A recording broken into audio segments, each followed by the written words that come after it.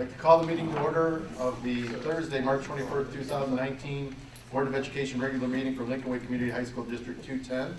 Please stand as you're able for the Pledge of Allegiance. I pledge allegiance to the flag of the United States of America and to the republic for which it stands, one nation, under God, indivisible, with liberty and justice for all. Thank you. Roll call, please. Mrs. Glatz. Here. Ms. Janice Doyle. Here. Mr. Lucetti. Here. Mr. Lulo. Here. Mr. Janik. Here. Mr. Costick. Here. Mr. Kirky. Here. Thank you, Linda. Our next agenda item are student council presidents.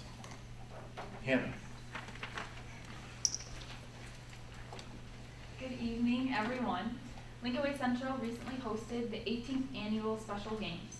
Our theme this year at Central was World Travelers, and our athletes, along with those from all schools in our conference, performed exceptionally, resulting in a memorable and fun day for everyone.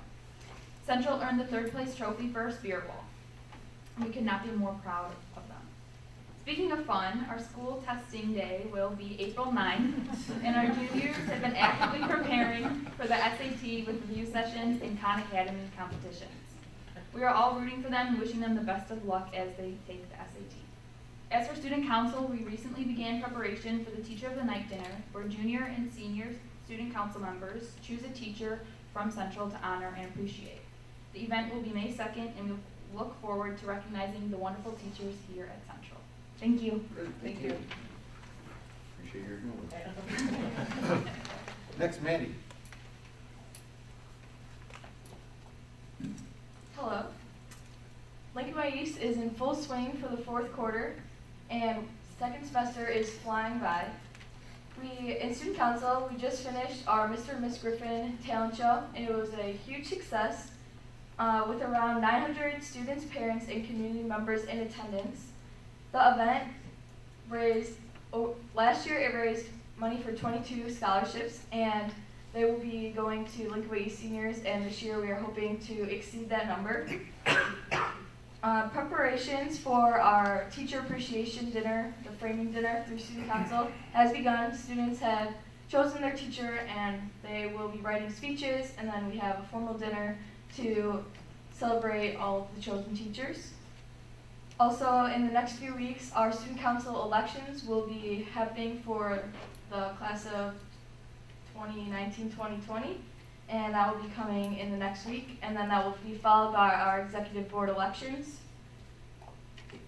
The Lincoln Way East Exemplary Student Research Program had the amazing opportunity to attend the Argonne National Laboratory, and at this event, the students got the opportunity to test iron supplements, and the program gives the students many skills that are unteachable in the classroom. Our spring sports have been off to an excellent start to the spring season, and the boys volleyball team had a huge win against Manuka, winning in 3 games. And the boys baseball team is off to an undefeated 3-0 season with a 10-0 win over second-ranked team in the state, Brother Rice, on Tuesday. On behalf of Student Council and Lincoln Way East, we wish everyone a relaxing and enjoyable spring break. Thank you very much. Thank you. Kaylee? Good evening. Recently at West, we were participating in the special games here at Lincoln Way Central. Our Warriors placed first with receiving the Spirit Stick for the first time ever in school history, as well as our whole school had a send-off for them as we lined the hallways and cheered for them as they got on the buses. And then also today, as today is National Down Syndrome Day, we had an awareness day where everyone wore crazy socks in support for our Down syndrome students, and it was a great success, especially to see all the different kinds of socks. And then with the SAT and ACT testing coming up, we have had lots of prep at West going on.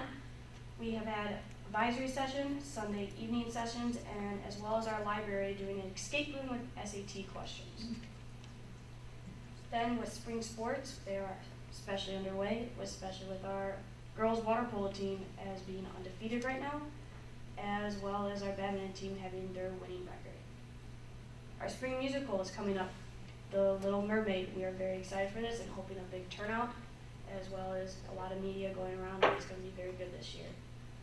Then tomorrow we have our spring recognition assembly, where we'll be recognizing many athletes, and other sports and activities that have done well over the winter season.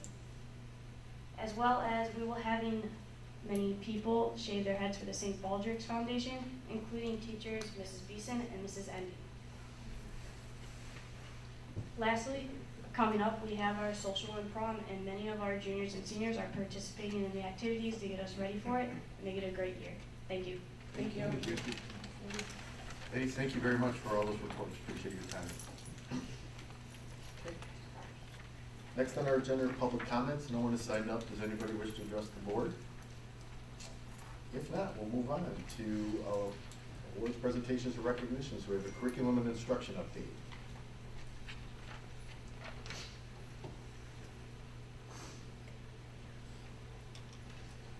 Well, good evening. So for tonight's update, I'm here to talk on goal number 1, which is to continually update pathways for college and career readiness to meet the needs of all of our students.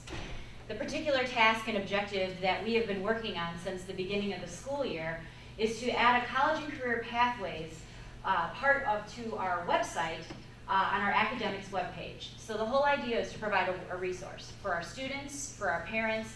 So for example, if students are really enjoying, for example, science, what colleges, what pathways, what careers are available when the students are interested in this area. So the first thing we did was we began to research different models of pathways. So we began to look at different schools, different districts, even different states. We saw charts, we saw booklets, we saw graphics, and we decided to choose to do our own.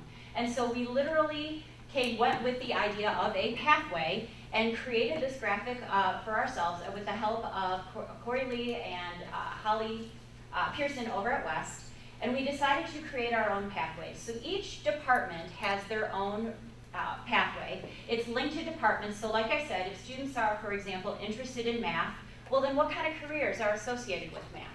And so we begin, though, in the pathway with the required courses, kind of like the gen ed courses in college. This is what you have to do first to get anywhere in any college or career pathway. Then we went to some suggested electives. So what other electives would be relative to an interest in math? So for example, accounting, personal finance, architecture, and so that's where the students would head next.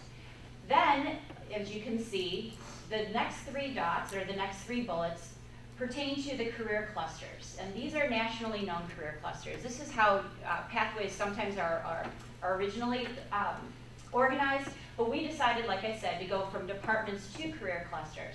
So in this case, you can see that there was STEM and finance and business as possible career pathways if students are interested in math. What would happen is if you were to click on any of those buttons, you would be taken to one of the national career clusters and career pathways websites where they could continue to explore the different career clusters and pathways for each of the different areas. So as you can see, each of the departments, this is science, they're green of course, they has their own different color. And down here, if they were to click on this particular link down here, it would take them to what we use as career cruising. This is a website where students can log in, do a personal inventory about their own interests, their own college aspirations, their own career interests, and they can continue to search for career and college pathways that way as well. So as you can see, each one has a similar feel to it, but a different color, different career clusters. Each of the departments really did a great job with coming up with and researching and providing the careers and the different pieces of the information that we needed for the pathways. So what is left is just to get it onto our webpage. That's what we're going to work on after spring break. You will be able to find it in each of the departments under academics. You will also be able to find it in underneath PPS in information under that tab as well. So I'm really proud how that turned out. Like I said, I want to thank Holly over at Holly Pearson for helping me get this accomplished. Any questions? It looks really good. So we want students to utilize this. I mean, how do they know to go look for this? Is it going to be incorporated in any classes or? That is a great question.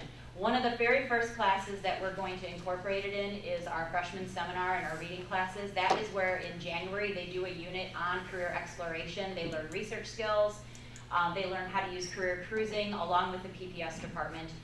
So that's how it's going to be implemented within the academic curriculum, but also, of course, our PPS department. They'll be able to, show students where this is at, have them use it as a resource, and make sure that they know where the links are so they can continue to explore as well. Great, thank you. Anything else?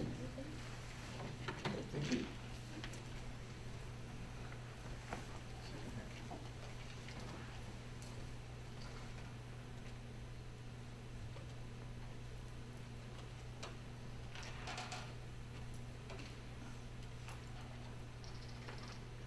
Good evening. I'm Laura Erlenbach, Director of Special Services, and I'm here tonight to just give an update on special education within the district. So the first thing,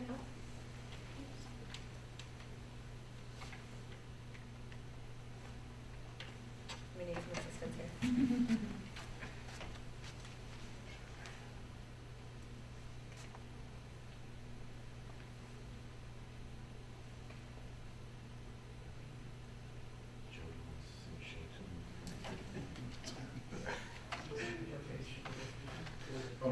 Spot. Presentation is going to be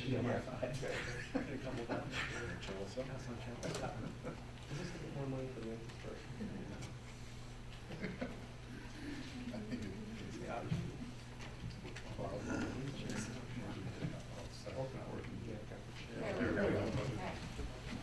All right, so the first thing we'll talk about is all of the academic resources that we have added on for students over the last few years. The first is Achieve 3000, which you are probably familiar with as our reading department uses.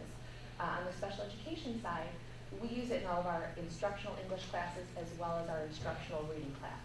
And as you know, it's a supplemental reading comprehension program that students can individualize based on their own lexile level. So we've been really happy with the use of this program within our department as well, and we've seen students make great gains over a year.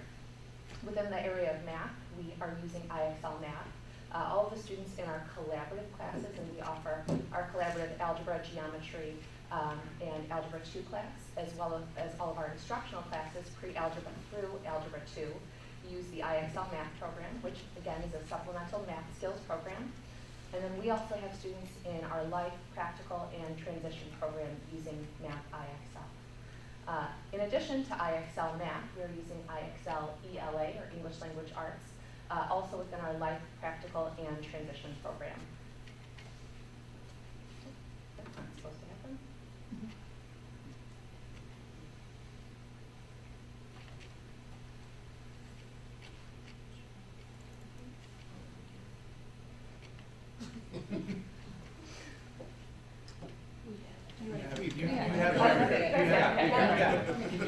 In addition, we also have our life and practical students using News to You, which is a program that is at the appropriate academic level and provides current events for students in our life and our practical program.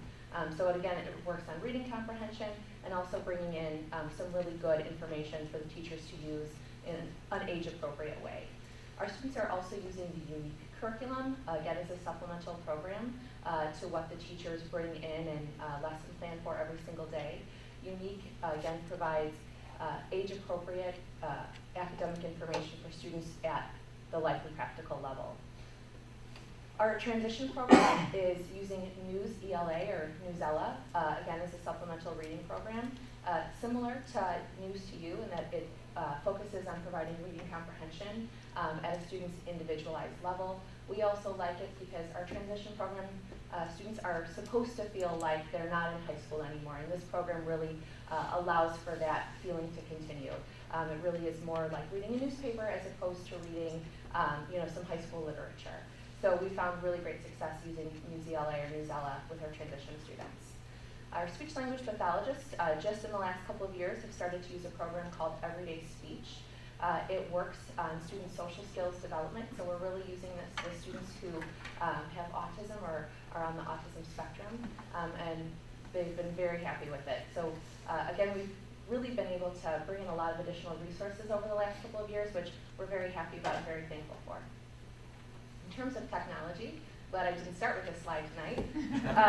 We have over 50 tablets in each of our buildings, and these tablets are really meant for students in our resource, our instructional, and our practical classrooms. So we've been really thankful. We have a lot of access to technology that our students can be using on almost a daily basis in any given classroom. We also have at least one iPad cart per building. And in addition, we have an iPad cart or access to a classroom set of iPads just for our life skills students, because iPads really do provide for greater ease of use for that level of student. In addition, on the social emotional end, as well as the related service end, within our transition program this year, we've added in a speech language pathologist who comes in 3 days a week to service those students. Previously, we were splitting a speech pathologist, which worked out very well, but we're also really happy to have someone who can just be with our students in the program, is able to go out in the community with our students, and we found has been very resourceful and has really enjoyed getting to know the program and our kids. We've also added in an additional social worker here over at Central, and part of that social worker's day is splitting her morning with our transition students, so she's with our kids every day from 8:30 to 10:30. Again, we're very thankful to have that additional resource this year. And then, as you know, there was an additional social worker added, or partially added within all of the campuses, which benefits not only students who have an IEP and direct social work minutes, but of course our students who do not have an IEP as well. I'm going to pivot a little bit and just highlight our transition program. It's been a phenomenal year down there. We have had 2 schools contact us this year, partly from the state superintendent's report last year. When he came and saw us, I think a lot of schools sort of kept that in their back pocket and wanted to see what the sort of model program. So we've had 2 schools come out and tour, and we've had a lot of positive feedback in what they've seen and what they thought they would be able to incorporate into their own programs as they develop them. This year we have 54 students in the program, so it's as big as it's ever been, which again I think speaks to the success and that the word's really gotten out of the buildings that it's a great program. Of those 54, we have 13 who are over at JJC taking at least 1 class, and we've had 39 this year who have gone out to a paid job site. So that's really huge. Not only do we have students at those sites, we're also continuing to work on soft skill job development within our own businesses, which we have found have been really lucrative to our program this year. Those 2 businesses are Greeting School More, which makes handmade greeting cards, and then our greenhouse. And then really just to highlight the job sites that we have within the community, you can see it's a large, extensive list, and they are really all local, which we really appreciate that the community has been so supportive of our students in our program. And then lastly, our vocational training sites. So our vocational training sites are places where our students go in large groups with a teacher and a parapro, and they're just continuing to work on job skill development as opposed to going out to a site on their own or with the assistance of a job coach and getting paid. So we're really very thankful that we have ALSIP, JCPenney, Silvercross, and TJ Maxx that are so willing to allow our students to come into their businesses and gain additional job skills. Do you guys have any questions? Thank you very much. Thank you. Thank you. I appreciate that very much. Anything else additional on curriculum and instruction? If not, we'll skip the 5-year financial. Just kidding. We would do that too, Brad. I live for this stuff, Brad. Yeah, man. I got up this morning, I saw it was on the agenda, and I was like, man.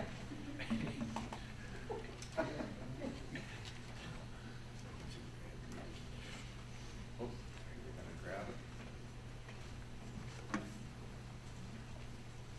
Here's the projector. Huh? There it is. Okay, hey, sweet, thank you, Brian.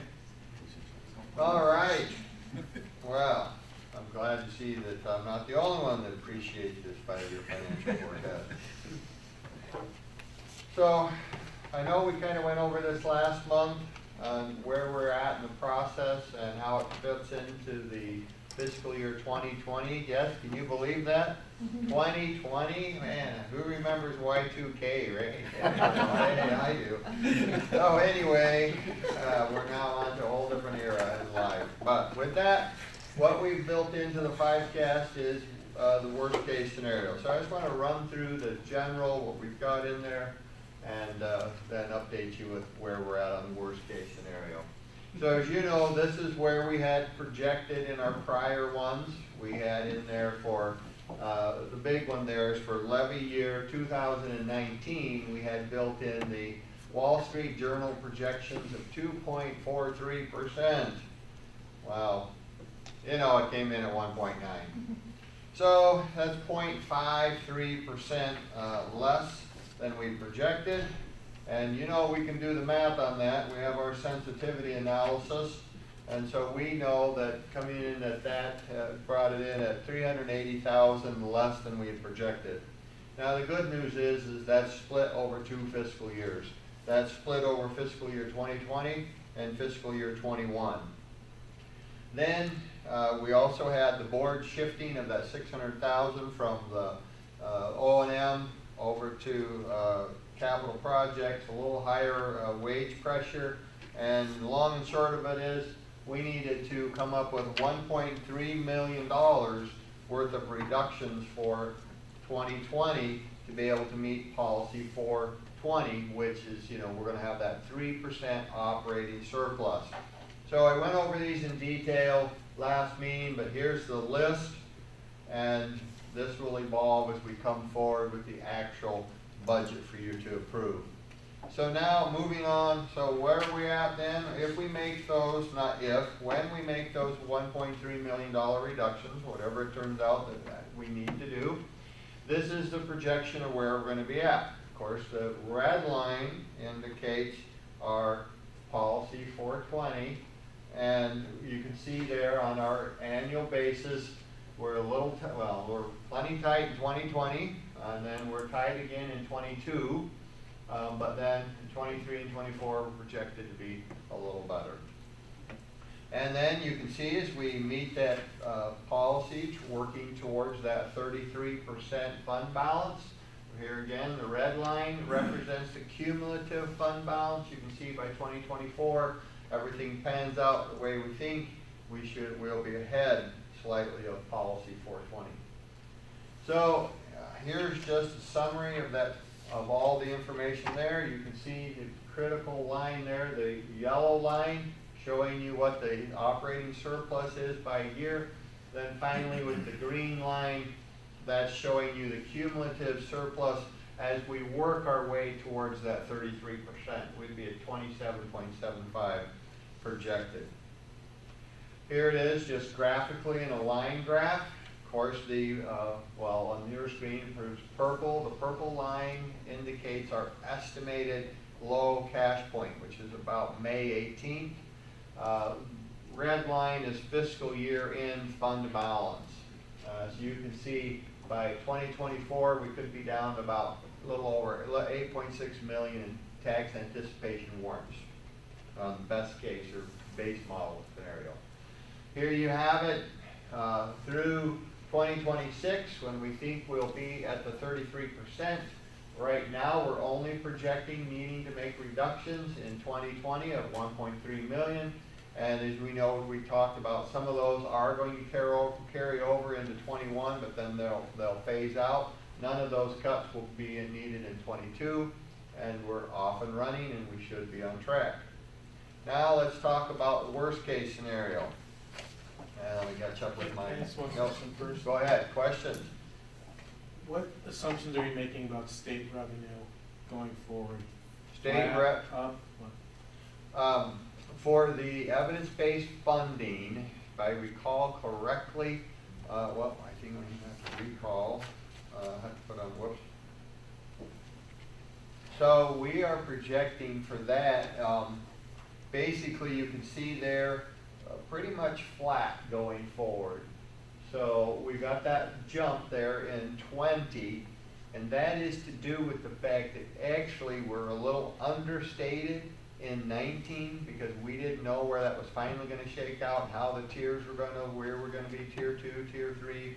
Well, we end up being a tier 2 funding level. Tier 1 receives the greatest evidence-based funding. Tier 2 next. Tier 4 receives the least because they're already well above state adequacy. We're about 70%. We're in tier 2. So anyway, to answer that question fully, we're pretty much just saying evidence-based funding going out as flat. Now, if they hold to adding $350 million every year, tier 2 should see some increase. Right now, we're being a little conservative on that. And they said in Springfield they're committed to adding the 350 million into this coming year, which Brad has not put that full amount in there yet. Right. They've not released anything yet on early estimates on that tier funding. Quite frankly, on the old formula, I was pretty well versed with it based on my rumblings you might hear down there in Springfield. I could pretty much do some estimating with this new formula, how that's going to flow in the new 350 million and how we're going to, all that shakes out. I'm waiting for them to give us their first early estimate.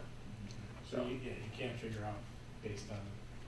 Well, I mean, just not familiar with the formula yet. Well, yes, it's just, well, I really, if I just need to take a little more time with it, truthfully, just get into more of the backbone right now. I've just kind of waited to see if they're going to come out with an early estimate on the 350, so hopefully they do. If not, we can start dogging into all those moving parts. So, any other questions? Apologize for moving quickly on that. If there's any other questions before we move off. Okay, well then, let's move into worst case scenario. So now for worst case scenario, really I just looked at one variable. And as you know, we could have a million variables, but the one we want to look at is the one that's the largest, is our tax revenue. So no changes to expenditures, only adjusting the tax levy and keeping all of the revenue flat. So here's what we're looking at. So we're looking at, and this was proposed before, so you know where these numbers come from. So when they did propose a property tax levy freeze, all they did was just propose language that said the CPI for those levy years will be 0. So that's what we modeled here. We modeled for 20 at 0 and 21 0, and then it came back with a conservative 1% growth. Say, you know, we are in the longest economic expansion in the history from like where the Great Depression. We had 10 plus straight years of running. Some people say it's not when, it's just a matter of when that we might end up into recession. So we modeled 1%. And so then what's this have impact? Well, you know what it does. Okay, so on 2% change, you know, it is going to be split over 3 years, but that's $1.36 million decrease. So that's no small impact to our budget. So let's look at new growth. We just left that the same for this assumption at 50 million going forward. And here's the result. So under worst case scenario, you can see in 20, we would still be balanced, and that tax levy is not coming into effect until 21 and 22, and then flowing on out. We can see in 21, we're now short, and it just gets dismal from there.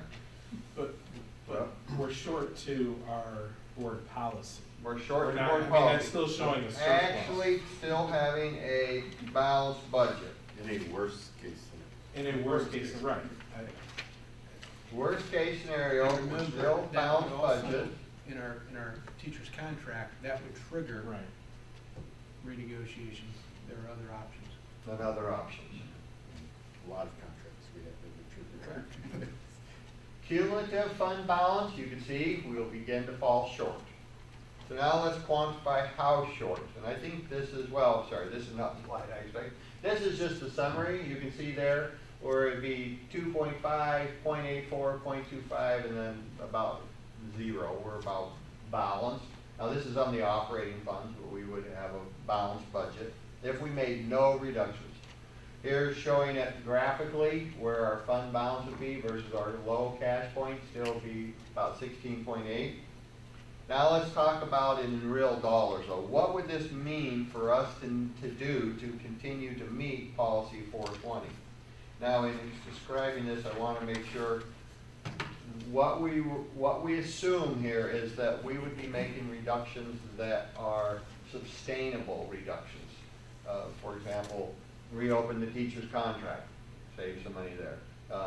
Make other reductions, things that carry forward, not just one time, but things that are sustained into the future. So with that in mind, we know that in 20, we already need to cut 1.3 million or 1.42%, and I think that's an important number. That's only 1.42% of our operating budget. That's not a large amount. In 21, we need to cut 450,000 or 0.48. In 22, now that's where the real first part of that tax hits, the lower tax. We need to cut 1.6, and these are sustainable cuts, things that we could cut moving forward, or 1.68% of the budget. And then you can see 23, $500,000, and 24, 285,000. So very sustainable, very doable. We would need to roll up our sleeves, look for things to do, but we could certainly find things that we could do to make reductions. We have need be. Would it have impact on programs and things like that? You try to minimize as much as it would, but some things would, some things would not. Renegotiate contracts, look at other things. We just have to dig into all of those. So, And I mean, that's fully loaded with the capital projects too. that's correct. So that's fully loaded with $3.4 million annually in capital projects. So you could see just shuffling the deck on capital projects to take care of some of that. So any other questions related to this worst case scenario? So our next step in this whole process is we're right in the middle of getting prepared and beginning the fine details of the 2020 budget. We won't talk much more about the 5-cast. We'll come back, we'll be preparing that 2020 budget, we'll be presenting to the board.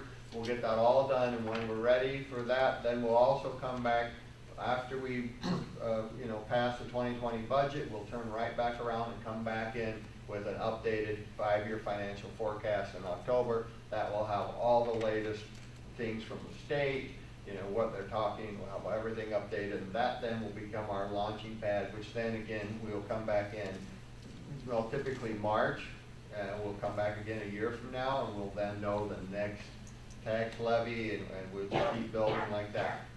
And that'll be the backbone for building the 2021 budget. Okay? All right, thank you. Thank you, Brad. Any other questions for Brad? Any other questions? Yeah, sorry. Thank you, Brad. Next agenda item is the debt restructuring detail calendar.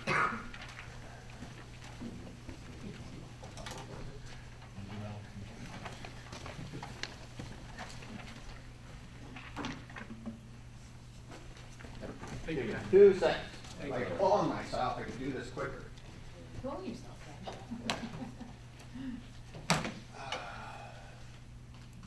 Okay, what in your packets tonight is the detailed debt restructuring calendar as provided by PMA.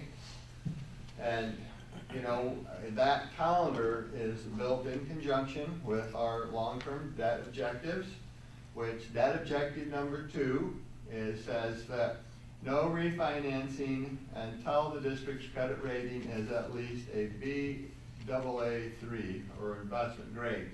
So that's our first, if you will, overarching debt objective. So we built a calendar around that.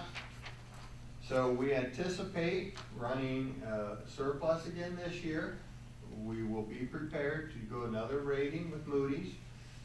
Key point there then you will see is on November 19th, we will expect to be receiving back from Moody's a rating, and we anticipate that we should be back into investment grade. With that in mind, we worked backwards on the calendar and said, okay, what do we need to do to make sure we're prepared to move forward if that rating comes in like we anticipate. So that means we really need to start in August in earnest to develop those proposals for the board to weigh in on and give guidance and then have it all ready. So we would want to be ready to roar by that October meeting as we finalize. So we're going to look August 29th, September 19th, and then the October 17th. We would be looking to finalize what a refinancing plan would possibly look like. So we're going to have 3 meetings for board to give input to PMA, have them crunch out all the different things, and then you can see how it flows from there. It really just starts going and everything that needs to be done, and be ready to have that finished by the end of February, because that's when we need to file a new levy to have an impact on the upcoming levy. So, any questions on the actual detailed calendar? It's just technically on this, technically this apply for rating. So does that mean we're gonna go to Moody's? It's just not gonna be something they're gonna be annually doing. This is like going to them because we're gonna issue bonds? Right, so Moody's won't just rate you for any reason. If you have to, ask them and get a good enough reason for them. One, obviously what we would be saying to Moody's is, look Moody's, we have a refinancing plan together, we're prepared, we want to do some refinancing, we need a preliminary re-rating to see where we're at. And so that would be the catalyst to get Moody's to go ahead and do a rating for us. You remember last time we tried to get Moody's to do a rating, I called them, I think everybody called them, and they just said no. It wasn't until a major investor of ours called them that then they decided to do a re-rating. So. We'll also have 2 additional audited financial statements at that time. Right. As well. This has been shared with the audit firm, so they realize the state. Well, this particular calendar hasn't, but they're well aware that we're on track for a re-rating. We need our audit by October 18th, and we had that last year, so I could certainly share that with Dave Myers. Oh, I see, I forgot.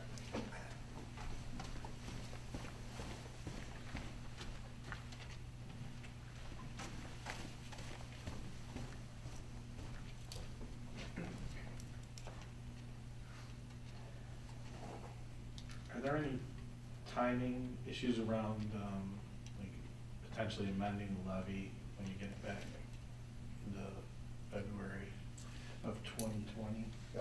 Typically, the Will County would like to see no later than like the 15th of March. So if we have it by March 1st, we'll be good for a debt service abatement. So we could do that in February, our February board meeting would be? Well, actually, what'll happen with the levy, if It automatically. it's exactly. So if the board goes ahead, approves some kind of a refinancing, that refinancing sells and settles, it's all filed then with the county, and it automatically, the tax levies are abated and, all automatically. So there's no board action? No, the board action is done when they actually approve the refinancing. This is good. This is well thought out. Plan. Any other questions regarding this debt calendar? I have a question. Who interviews the underwriters? Is that PMA or is that? Yes, the board? well, PMA and, With the board. yeah, we could have a board representative too, but myself and PMA, if you wanted to have a board person on there.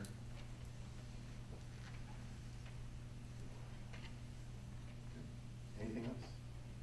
If not, okay, great, thank you for bringing that up, and Well, we have a plan, at least the schedule. Next is our consent agenda. The consent agenda consists of the approval of the regular minutes of February 21st, 2019, approval of the closed minutes of February 21st, 2019, approval of the hold and closed session minute summaries from June 21st, 2018 through December 13th, 2018, approval of payrolls for March 5th and March 20th of 2019, approval of 2010 advisory minutes from January 4th, 2019 and the out-of-state travel. Does anybody wish any of these items pulled and discussed separately?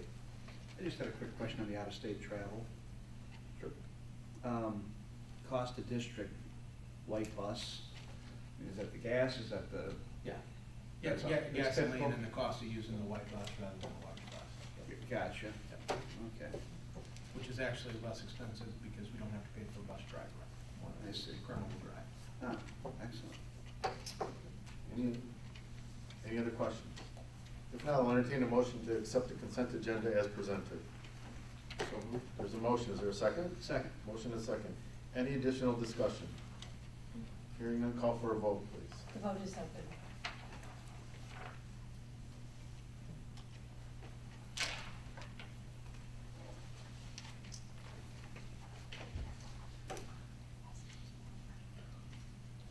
Having some technical difficulties. I approve. Would you like to say aye? Oh, wait.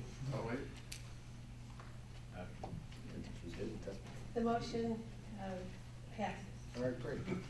Action items. First action item is presentation of invoices for February 22nd, 2019 through March 21st, 2019.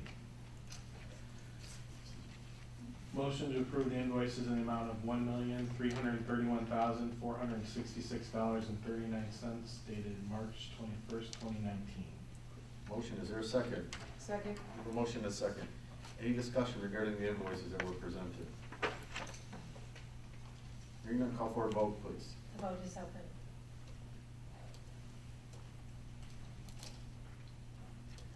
The vote is unanimous. The motion passes. Thank you. Next agenda item is the treasurer's report for February 2019. This time I'd entertain a motion to accept the treasurer's report as presented in your package. So moved. There's a motion. Is there a second? Second. Motion and second. Discussion. Yes, thank you. So for the month of February, we received 2.1 million in revenue while we extended 7.1 million. We are into heavy cash borrowing time. Our actual ending cash balance was 3.14 million. That includes restricted and non-restricted cash.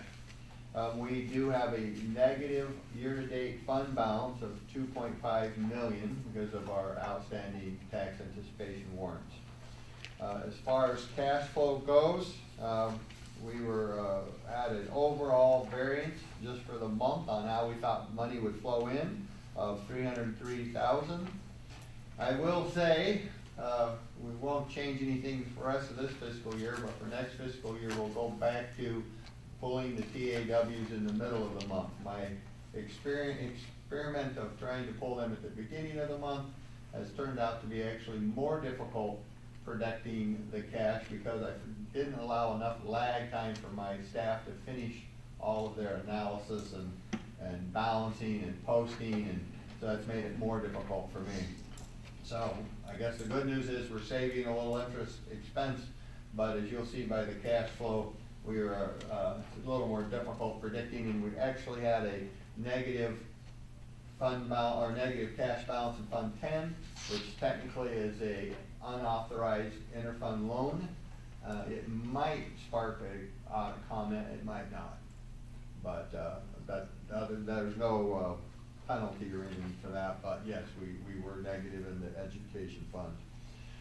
So overall, looking at where we were compared to last year at this point, overall, we're $1.4 million in cash flows wise, better than we were last year for all funds.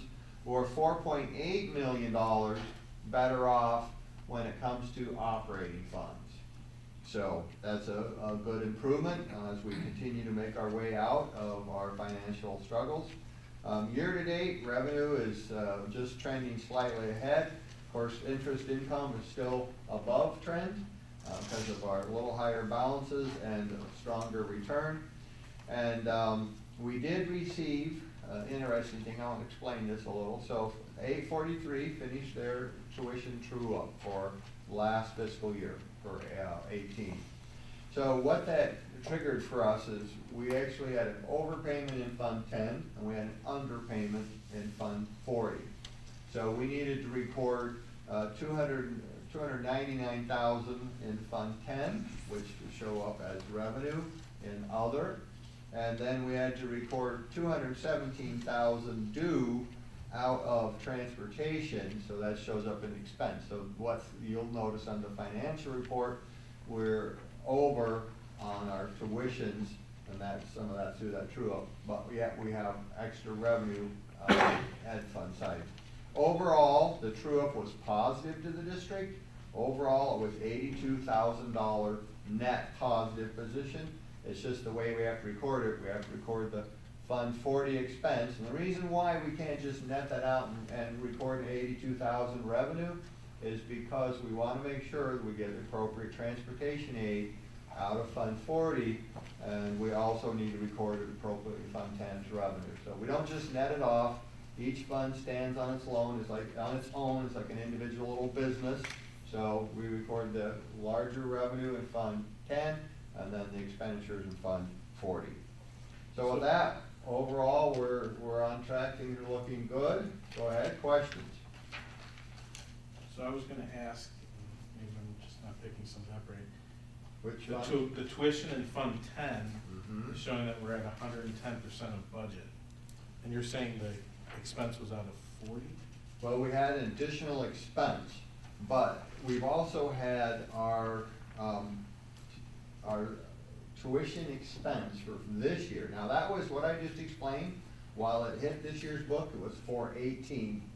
Now, for 19, we're actually trending ahead. We finished paying all the payments to 843, but our payments have actually been a little more than they initially gave us in the budget. So we are running a little ahead on the 843 tuition. So if you look at that, you can see we only budgeted 2.5 million, which was and we've spent 2.7. But we have completely paid them out. We owe nothing else in that, and for 843.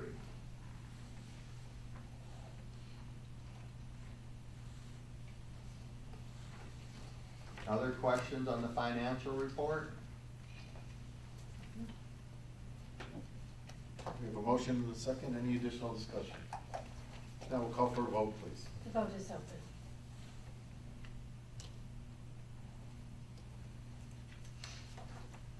Vote is unanimous, the motion passes. Okay, thank you.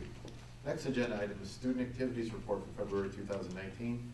I'll entertain a motion to accept the student activities report as presented in your package. There's a motion. Is there a second? Motion and a second. Any questions or comments regarding the student activity report? Hearing none, I'll call for a vote, please. The vote is open.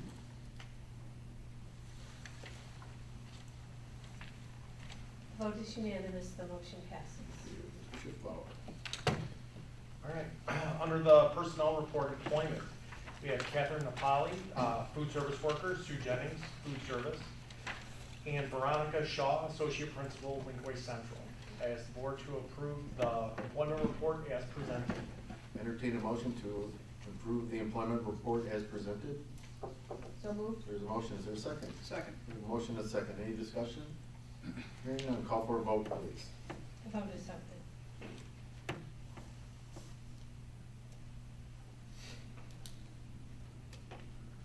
The vote is unanimous, the motion passes. Thank you. Rob?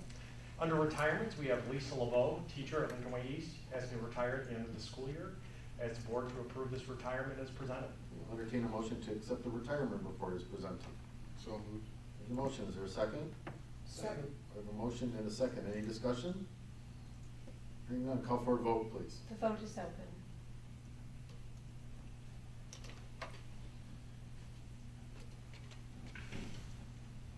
The vote is unanimous, the motion passes. Rob?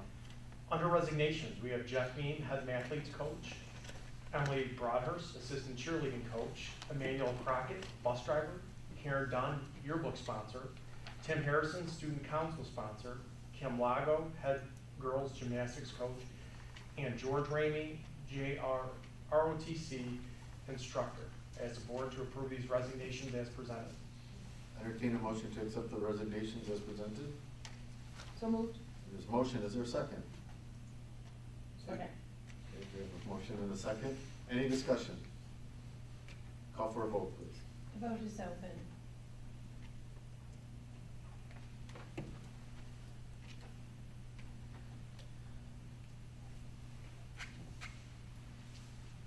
vote is unanimous, the motion passes. Thank you, Rob, appreciate it. Next agenda item are registration fees for 2019-2020 school year. This time I'd entertain a motion to accept the registration fees that were presented in your package. There's a motion, is there a second? Second. We have a motion and a second. Scott, you want to step us through this? Sure. The only recommendation that the administration is making is an increase in the parking stickers from 125 to 150. Help cover the cost of the upkeep and maintenance of the lots. As you know, we do quite a bit of renovations. We do paving, and we do seal coating and striping at the schools during the summer. Our fee comparisons are pretty similar with other comparable districts.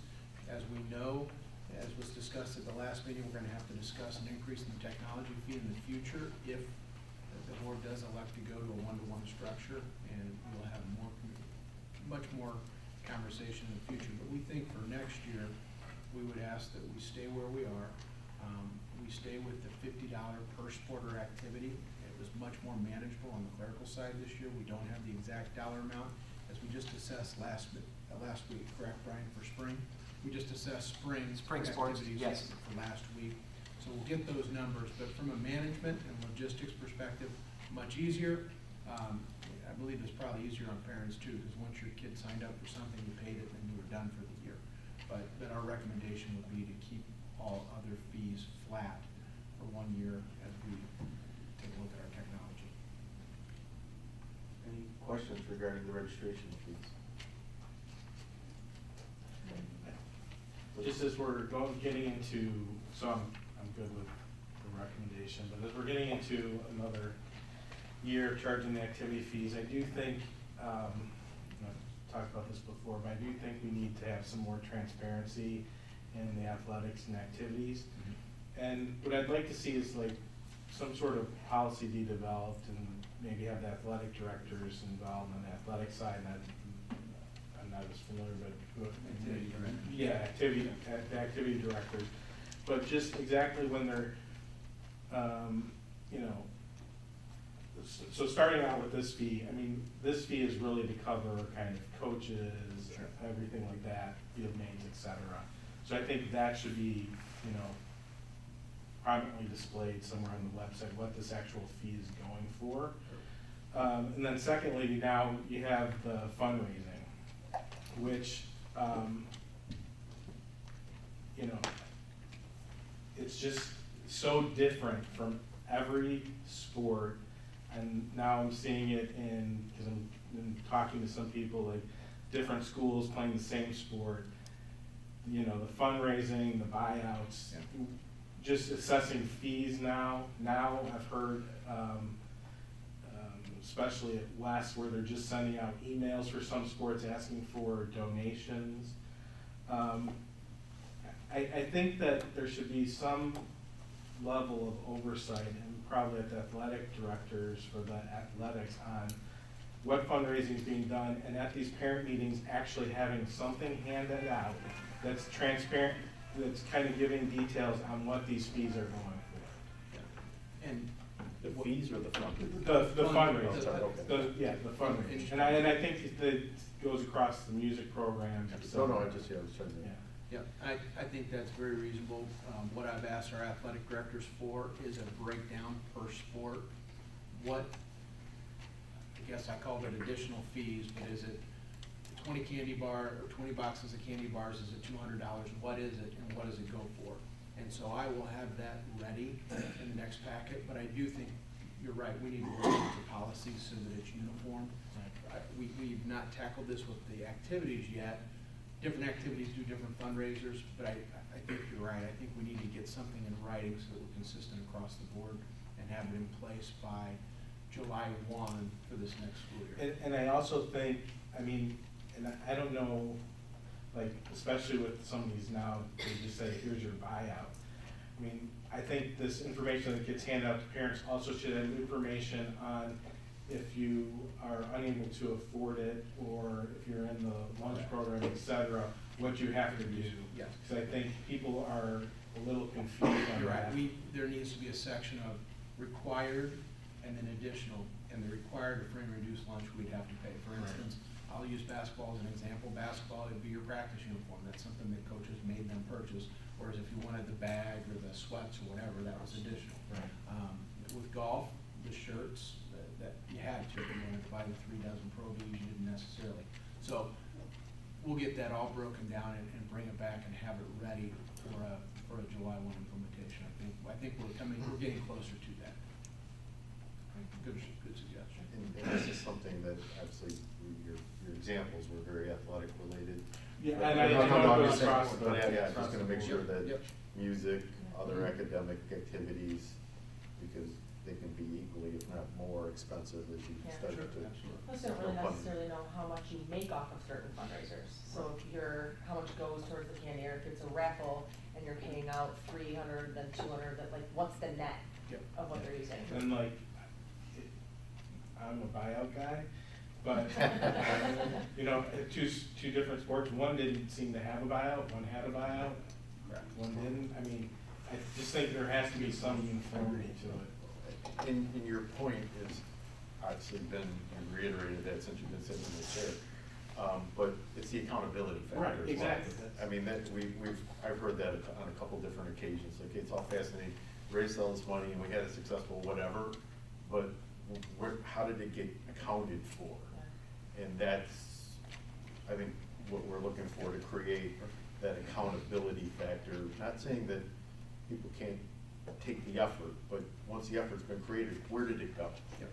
Okay. I mean, sometimes it's easy to figure out, right? They take them and the whole team goes to Buffalo Wild Wings. You know, I mean, it isn't in, but sometimes you just have no idea. So it's just, this is just a strictly matter of transparency. Absolutely. Just like Rebels baseball, at the end of the year, every Yeah, parent gets their handout. Yeah. Is how many Exactly. helmets we bought, how many pairs of pants, absolutely. And you gotta remember, all these activities still run through this entity. Yep. So the public accountability has to be maintained, and it creates integrity as well. So I appreciate you for staying on that soapbox. Maybe we'll eventually find some soap. All right, great. Agreed. So we have a motion and a second on the registration fees. A great conversation. Call for a vote, please. Devon Gazal.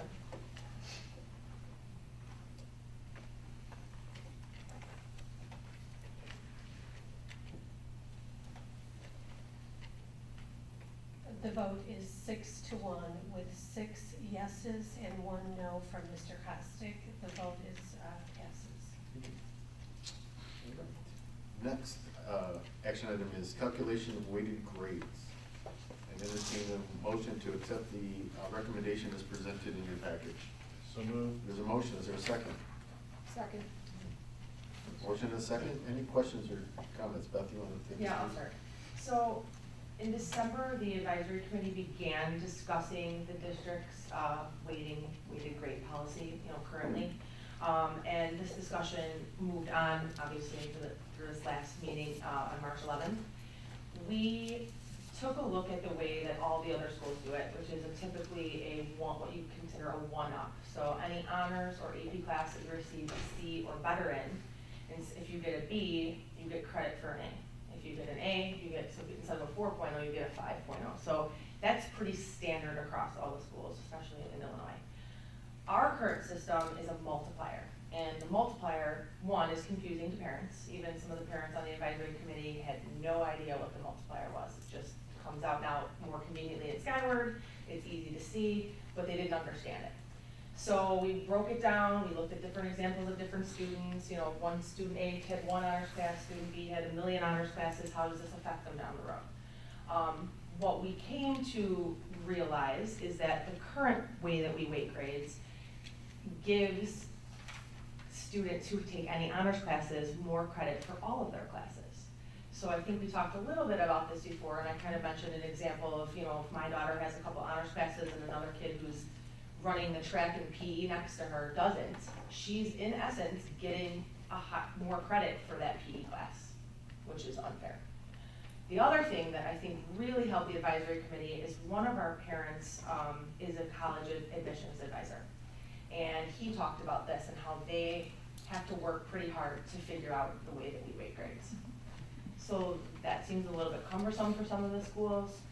So what we're recommending is basically to change the way that we weight grades our indexing system to a standard 1 point up system, consistent with pretty much every other school district in the state.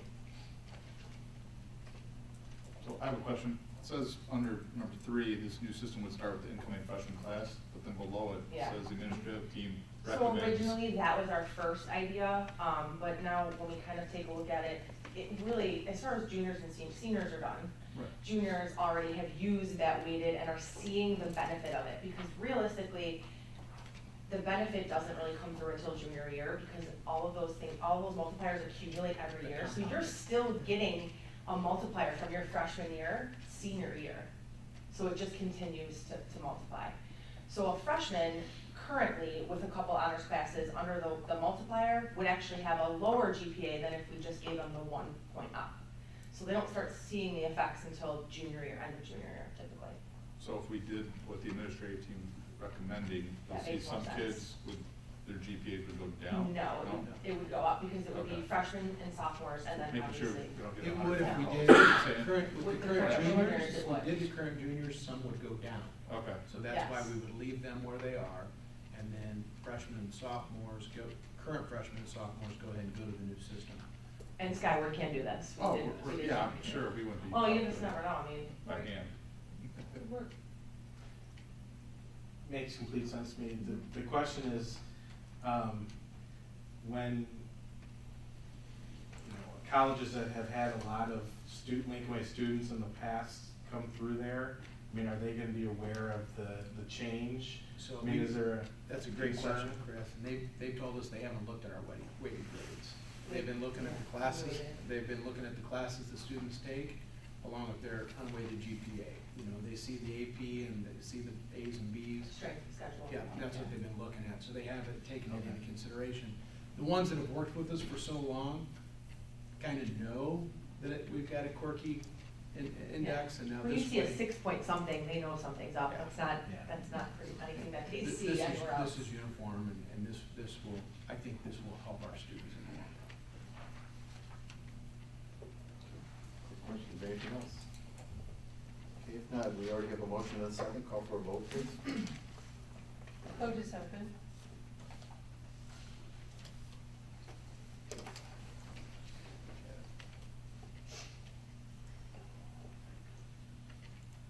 The vote is unanimous, the motion passes. Please thank the advisory board for the hard work on this as Yeah, well. As they definitely did a lot of scenarios, which I think was helpful. yes. Obviously, you guys have been vetting this for a while. So. Okay. The next action item is the approval of the 403B, the 457B agreements. I'd entertain a motion to accept the recommendation as presented in your package. So moved. There's a motion, is there a second? Second. Motion is second. Scott, do you have any comments on this? Brad's been working on this. Brad, do you have any comments on this? I'll make some comments on it. So, you know, keeping up with the IRS regulations and making sure that we are always in sync with the IRS with our deferred compensation plan has really become a big task for the business office staff. So we put together an RFP, went out. We had 2 firms come back in and permit proposals. We determined Plan Connect would meet our best of our needs, and it actually has a small charge, $2 per month for the employees that are participating. But the way they do their agreement, the vendors that the employees are working through pay that on their behalf. And so there would be actually no cost to the district. So the administration went ahead and we engaged with Plan Connect. This is a very large third-party administrator for 403Bs.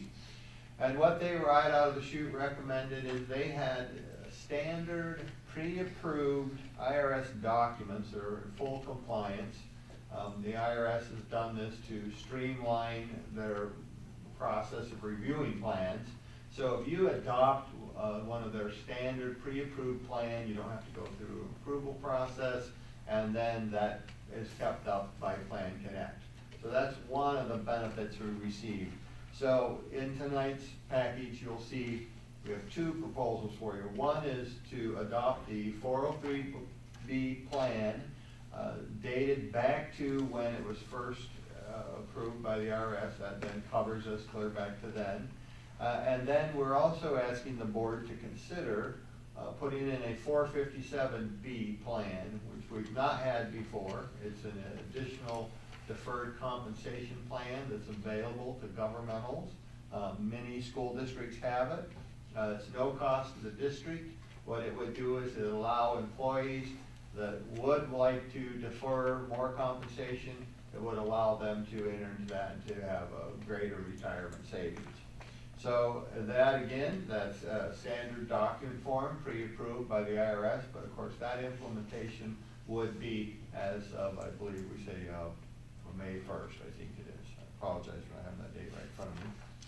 Anyway, that's the documents in there. I'd entertain any questions you might have.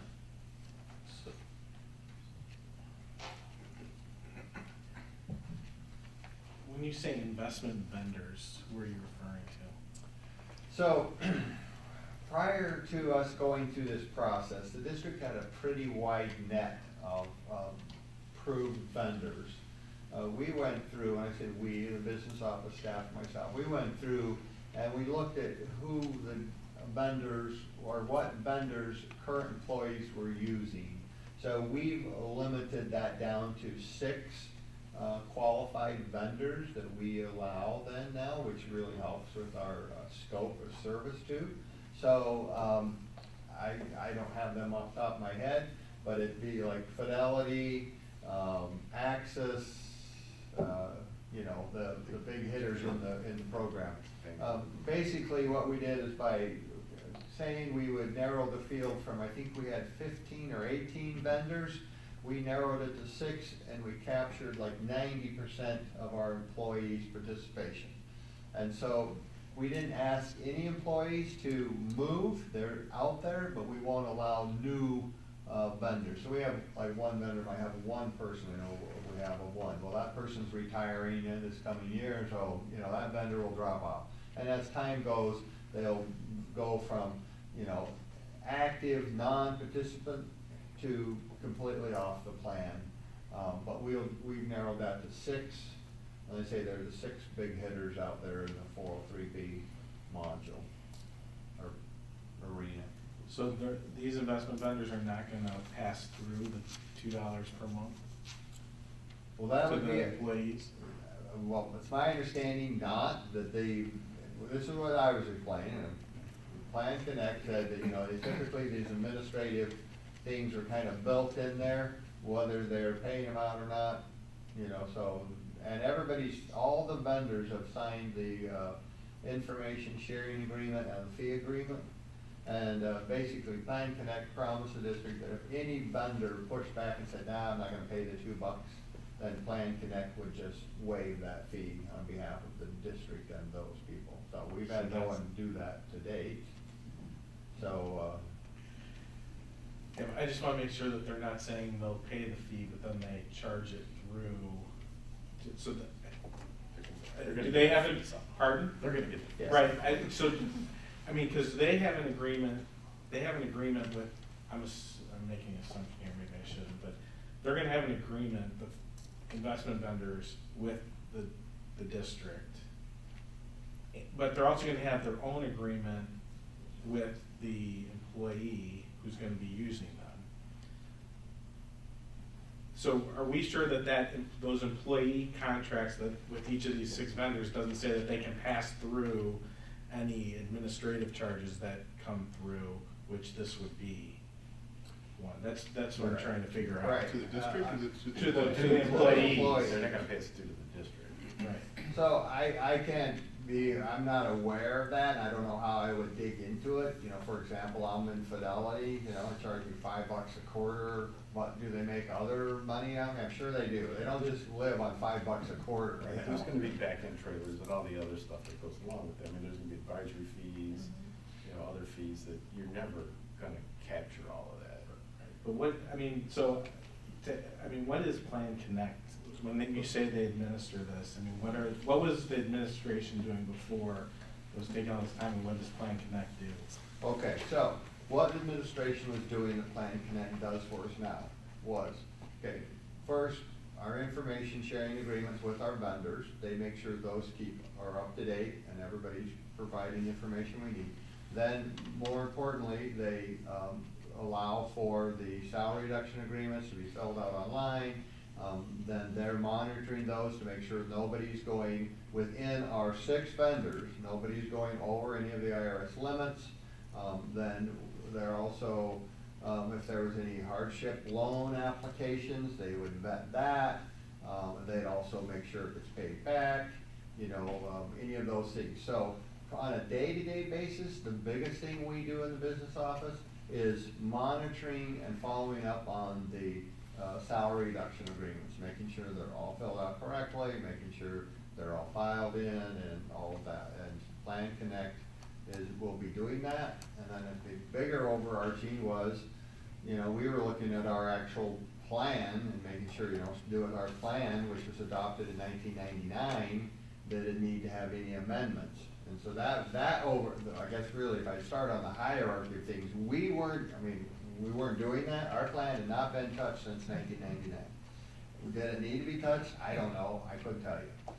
What we're doing with Plan Connect is they're going to keep us up to date on any and all regulation changes with the IRS, because we'll be using their standard 403B plan. So if the IRS comes out and says, well, we need to make this little tweak, or we need to make this change, they would automatically update that for us too. Will they administer the 457 plan as well? Yes. Are they then connected with our payroll system? No, so they have a secured web page that we have to interface with. So they're a large vendor, so Skyward. So when we said, well, we use Skyward, they said, no problem. We already have, 300 vendors, 300 school districts doing it, whatever. So they show us, so we have a file transfer we pull out of Skyward. We load that to their web page. They pull it in, and we load that on an every payroll basis. And then we submit the funding to Plan Connect. Before, what we would need to do is we would be wiring money to every vendor. Now that's been relieved from us. We'll pull the money in. We'll get it to them by, I think it's 10 a.m. They will have it turned around, wired out by noon. So they're also. So we send them like a lump sum and then they just. Right, we send them a lump sum, and they've already got all the relationships established and wires set up, and so they handle that for us on every payroll basis. Why are we using so many vendors?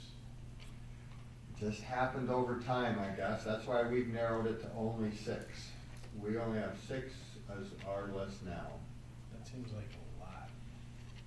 You said it was 18 of them? Yes, it was very large. That's it. If you go in the corporate world, I mean, in the corporate world, it's a different ballgame. You have one vendor, and it's a different process. There's different accountabilities and things like that. The 403B has not been developed the same as a 401K. The difference is on a 401K, the sponsor or the employer actually has some fiduciary responsibilities about investments and fees and et cetera. That is not the case under a 403B. Under a 403B, it's the employee's responsibility to know about fees and investments and et cetera, et cetera. It's only our job to make sure they comply with all the IRS guidelines and regulations. We don't have a fiduciary advising role, if you will. We just have got to make sure everything is legal. However, I think it's prudent that we don't have too many vendors. That's why I took it upon myself to narrow the field to only 6 allowed vendors. So does Fidelity let you choose any, is there a certain Oh, you can list? choose. You can choose Whoa, any. yes. Yeah, so then I don't understand what the need for multiple vendors is, but I mean, that's, Well- not that we're gonna change that now, but Yeah. it just doesn't make sense, because you can buy any mutual fund at Fidelity. Right, but it's really, the difference is what level, like Fidelity, they don't really provide advising. If you want to sit down with somebody face to face, blah, blah, you pretty much need to move away from Fidelity. Yeah, but whereas if you're in, whoever, and you want to meet with someone face to face, you pick up the phone, they're there in a heartbeat. So that's the difference in the vendors. I just looked at my districts, we have 13 vendors. Yeah, That's that's right not- now, it's at not the college, we have 5 we use between the 503 and the 560. Well, because he just described it. Yeah, In there's the- no fiduciary. In the private sector, the fiduciary responsibility is on the administrator. Because I just know, because I just signed a bunch of paperwork today. And I was like, we're here, it's a push strategy, the employee controls, and that's why you end up with a team. You could get pushback from the employee base saying that, hey, we want to go into American funds, or we want to jump into Vanguard, you limited that, they own it. I mean, so you may have to start flipping switches back up. I don't think they will, to Chris's point. Most of these mutual fund families and other advisors have such depth and breadth of product that if they wanted high risk, high reward that'd be available, they wanted an income fund that would be available, so. Right. Just be prepared. And these 6 vendors we selected, like I said, it's like 90% of the employees participating are covered, you know, it's a broad, I don't think we'll have any pushback on it, because it's a good mix of really strong, big firms out there that provide a lot of different options. So- Yeah, sorry, Go who ahead. thought adding a 457B was a good idea? Like, where did this come from? Well, I think that would be a combination between myself and Plan Connect. I'll be honest, I think it's a good retention for employees. Employees who are later in their career might want to have an opportunity to set aside more money pre-tax. I think it's just a good thing to be able to provide that. And of course, Plan Connect is more than glad to hear about that. TRS is currently Encouraging 40%. savings. So we have no responsibility to provide any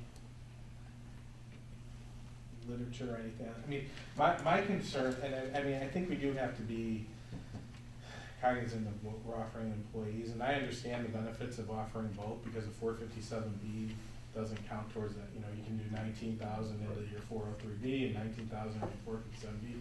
I understand that, but you're talking probably about, and when you get later in your career, there's huge benefits to it, but I mean, like, if you start offering both plans and there's differences in 457B on, you know, early withdrawals versus the 403B, my concern when you start offering too many things is that it causes inaction, and, you know, people don't invest. And I mean, this is a big push in, you know, automatically enrolling people when they start employment and everything like that.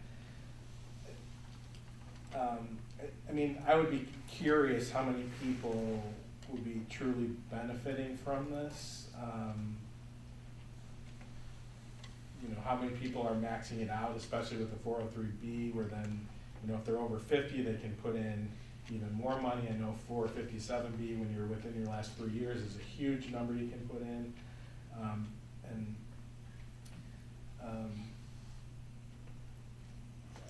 I just don't want to see people thinking they have to put in both, and then now they're getting hit with, if it comes through, you know, $2 here, $2 in this account. So to Chris's point, who provides any kind of educational Yeah. support? So Plan Connect. Not investment support. No, yeah, no. Educational support. Right, so Plan Connect will be providing for the employees. That'll be another service they'll provide.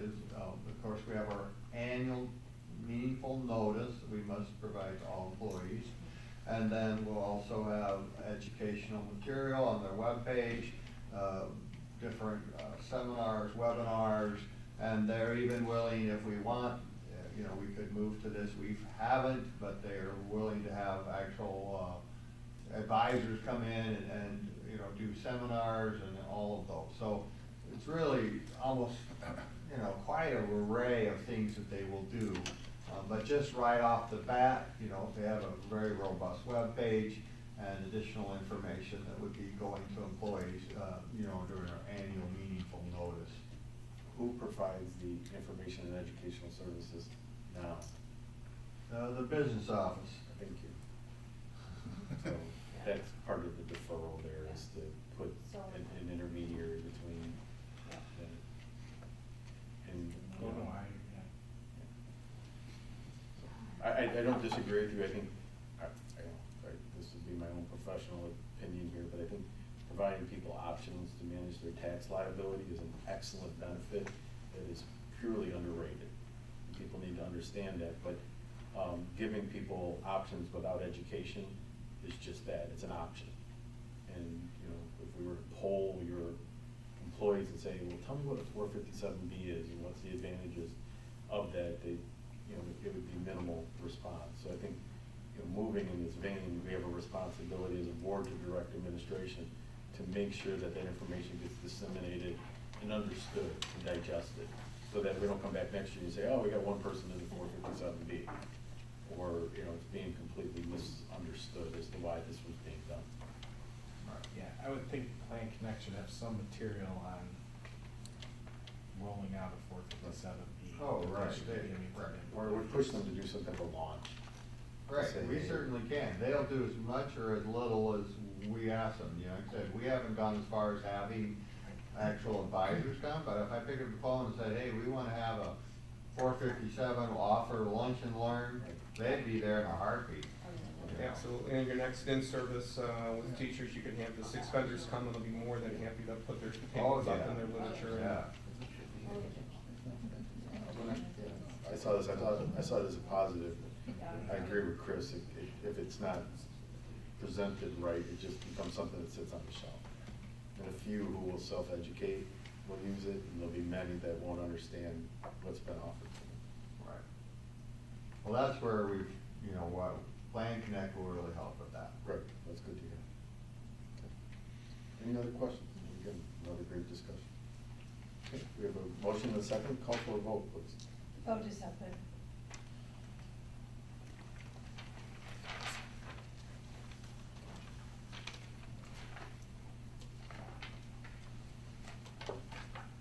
The vote is unanimous, the motion passes. Excellent, thank you. Thank you again for all your comments. Next action item is the wired infrastructure proposal. I'd entertain a motion at this time to accept the wired infrastructure proposal as presented in your package. So moved. We have a motion and a second. I'm sure there'll be some questions, so. Do you have a presentation? Just a quick little overview for you. Last month, the board approved 2 technology projects for us, the new fiber backbone for Central and East, and a wireless upgrade for all 3 schools in the transportation center. Part of these projects are coming from federal E-rate money. We're currently in the 5th and final year of the E-rate infrastructure projects, which falls under their Category 2 bucket. We've talked to our E-rate consultant, and we still have some Category 2 money available now, and we don't know if this will be renewed in the future, if they're going to renew the program at all. So the proposal I have this evening is to update the switches in our wiring closets for each of the schools in the summer of 2020. These switches provide connectivity to the network for workstations, access points, printers, and other devices. And we're asking for approval now to take advantage of the funds that we currently have available and the established timelines for filing the E-rate paperwork. Money approved in this funding cycle must be used by September of 2020. The new switches will integrate with the core switches that we purchased a year ago and the other fiber and wireless projects that we already have planned for the summer. And our current switches that are in closets will be end of life and the end of support in 2021. We did receive 2 proposals, one from Netrix, one from CDWG. The cost breakdown shows that the hardware is significantly less with the price of what we received from CDWG. I'm asking this evening for the board to approve the project total of $478,164. We will be applying for E-rate discounts for approximately 40% of this total. And the project is within our proposed technology budget for 2020-2021.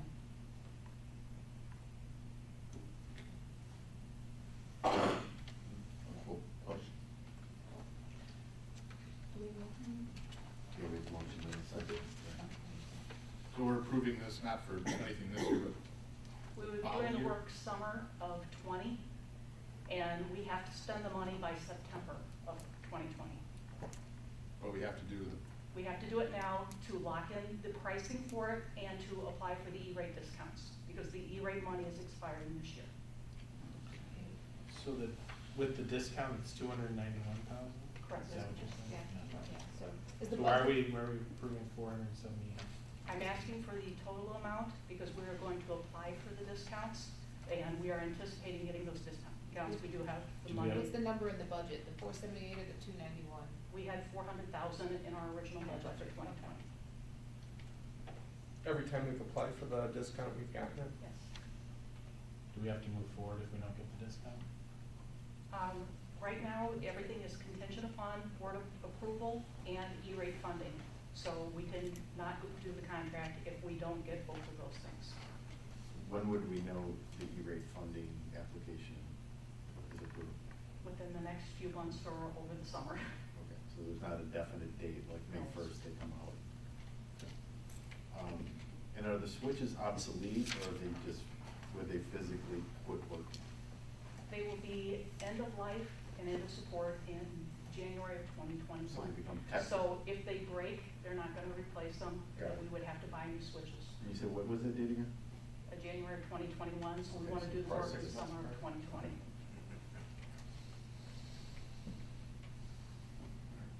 Any other questions? And the motion is that it is contingent on getting the discount. We can build it into the motion. I think that would be fair. And we amend the motion to state that it's contingent upon the E-rate discount being applied for and approved. Okay. If, you know, and just hypothetically, if it doesn't, obviously it could be brought back for consideration because you're gonna run into some form of obsolescence with these switches, so something's gotta be done. But at least right now, we're kind of saying, yay, go get the E-rate thing. Maybe not yay, but go get the E-rate. Great discussion, John. I'm trying to understand, talking to myself in front of everyone. All right, so we have a motion and a second with the amendment. Call for a vote, please. The vote is open. Not yet. There we go. Because of the Need new switch. switches. The vote is unanimous. The It's a little motion trick passes. Murphy does. All right, and the final action item is the custodial supplies bid. And entertain a motion to accept the recommendation as presented in your package. There's a motion, is there a second? Motion and a second. Rich, you want to step us through this, please? Well, basically, we go out to bid every year for custodial supplies, paper products, and trash can liners. And we're asking you to accept the bids from these vendors, Valdez, Tri-K, Interboro Packaging, and Central Holland.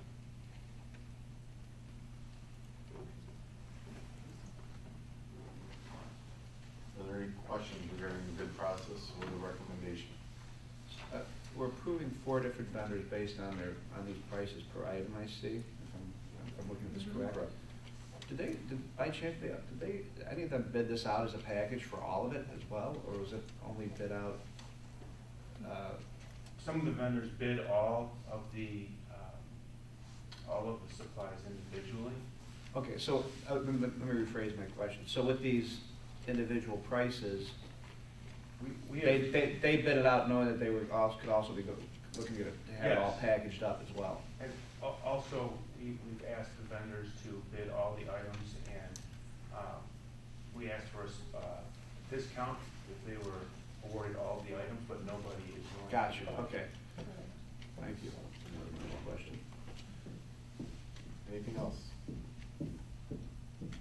Call for a vote, please. The vote is open.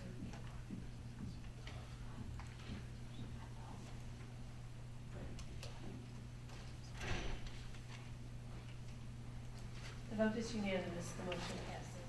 Thank you. That ends our action items. First informational item, District 843 report. Yes, much like we did here last meeting, we have bus leases that we have 3-year and 5-year, a little bit better deal on the 5-year, but the thing is we have a 3-year contract with 122. So we decided to go with the 3-year leases because we know we have a 3-year contract with the district. We took the 5-year and they didn't re-up or we didn't re-up them, then we'd be stuck with the extra 2 years. So we opted for the 3-year. Also, all the administrators and the director, we approved contracts for them moving forward. The administrators, all the building administrators got a 1-year, and the director has a 3-year. We gave her 3% for 1 year, and year 2 and 3 are negotiable as far as the finance. The language will stay the same, but the new board or the upcoming year will be decided if she decides to retain the second and the third year. Red told you about the money. That pretty much shores up 843. That concludes my report. Any questions for Ron regarding 843? Ron, I think this would be your last formal 843 report. So I think it can speak on behalf of everyone. You've done an excellent job representing us, not only as 210, but 843. So thank you for your commitment. Appreciate it very much. Thank you. Okay. Next, District 210 Advisory. So we met on March 11th and we finalized just our proposal for changing the weighting grades, but we also discussed a potential fine arts requirement for graduation. It was an interesting discussion. The students really had a lot to say about this. They felt that a fine arts requirement would lock them out of choice. They were not in favor of that in any way, shape, or form. Many of the students are interested in receiving the seal of biliteracy, so that would possibly eliminate that for some of those students. And I think after hearing their voices, I think the majority of us kind of understood that, you know, if you want to take a fine art, take a fine art. If you want to take a business course, take a business course. If you want to take another language, take another language. They really felt strongly that it would eliminate student choice. So that's kind of the conclusion. That's great. I mean, that's part of why that advisory committee exists. Yeah. Give everyone a voice. That's excellent. Yeah. Anything else for Bob? I'm not going to congratulate you on your 210 advisory, but let me see you. We'll be back. All right. Textbook adoption. Amy. As you can see there at the table, there are 4 textbooks up for adoption for your review for the next school year. The first one's the AP Calculus book. The next one is the AP US Government and Politics book. Both of those AP textbooks are heading up on or over 10 years old. It is AP College Board policy to have textbooks within 10 years old. The next 2 is a textbook for English 2 honors. That course presently does not have a textbook. That textbook was chosen as a pre-AP selection by our departments. And then the last one is the environmental chemistry book for our brand new environmental chemistry class. All of these textbooks do have online versions available, and all are are accounted for, in next year's budget. I will be looking for an approval with an action item at the April board meeting. Can I ask you a question? I'm going to put it on display. So if we're thinking about going one Up there on display. And starting tomorrow will be the 30-day, it starts tomorrow, will be the 30-day display in the district. If we're going 1-to-1 or looking to go 1-to-1, and we're looking at, you know, textbooks, I mean, you know, you got to repair them in the summertime and do all these things. Is it wise to invest in textbooks when we may have them electronically, or what's the reason for doing that? Yes, so what we're doing is actually pricing it out several different ways. One of the options is simply to get a class set of textbooks that would stay in the classroom, so if teachers and students want that physical textbook in their hands, but then when they head home, in a 1-to-1 scenario, then they would have access to that textbook and all the resources at home in that case.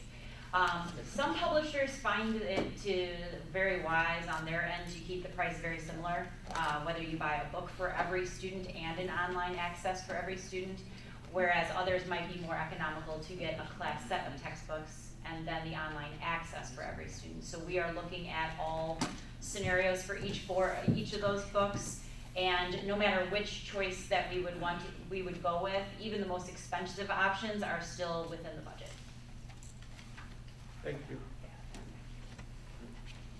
We're going to assign each of you one of these textbooks to read and then report back.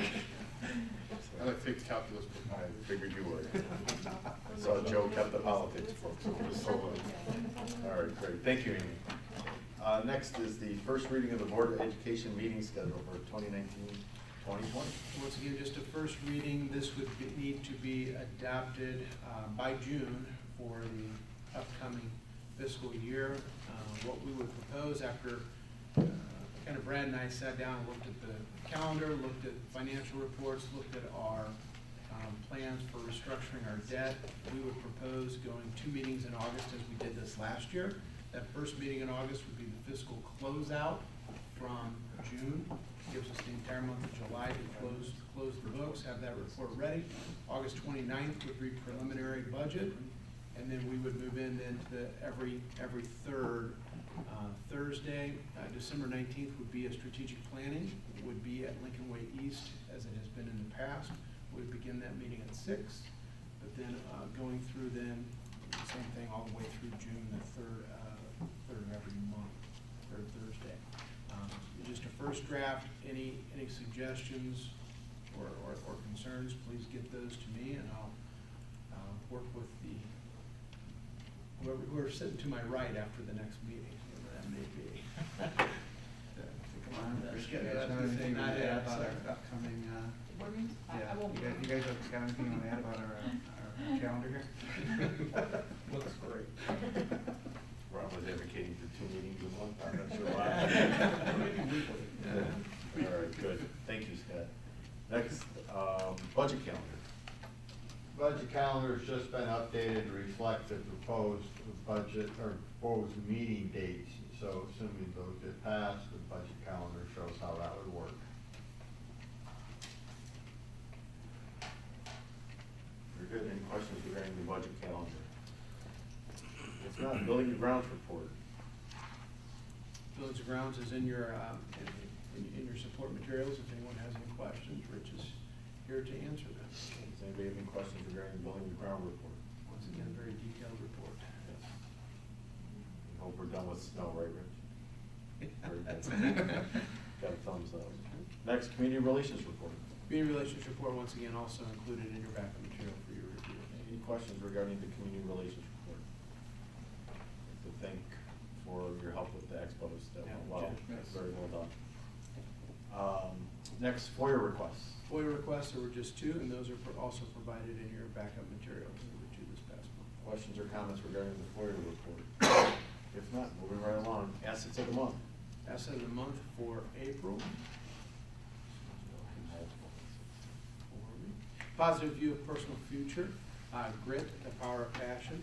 At home, don't dismiss your children's dreams as naive or unrealistic. Encourage them to tell you their dreams. At school, encourage and support students in pursuing their dreams and create a climate of optimism in the community.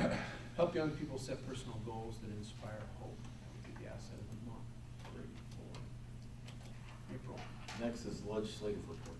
Legislative report, I included in your backup materials the last Alliance legislative report that comes from IASA, IASBO, IASB, and the IPA, Illinois Principals Association. So these are kind of the bills that are out there.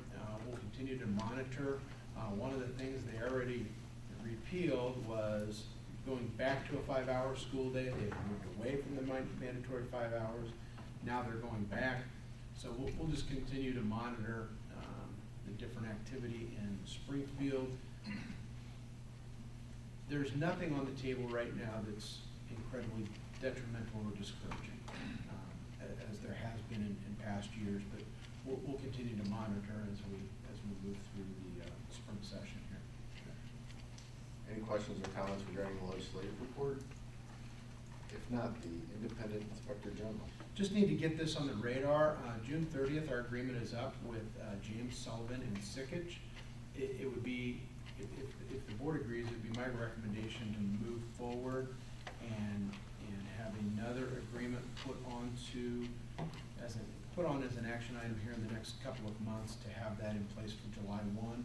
I know Joe and Aaron had worked with James on a couple of different communications. To me, he's always been very receptive, very professional. It'd be my recommendation that we continue with that agreement. He's done a great job. Luckily, we haven't had to do much with him, but what we have had to do, he's been excellent. So I'll bring it back. I'll talk with Mr. Sullivan this week and get a formal agreement in place. Does anybody feel any different than the IG is? Okay. Very good. Next. Nothing additional to report at this time. Correspondence. Any members have anything they wish to say at this time? again, I'll state it out loud here. I mean, obviously, this is the last full meeting. Chris, this has been decades up here, so, and some have been a little more fun than others, I assume. But, yeah, just, yeah, some decades.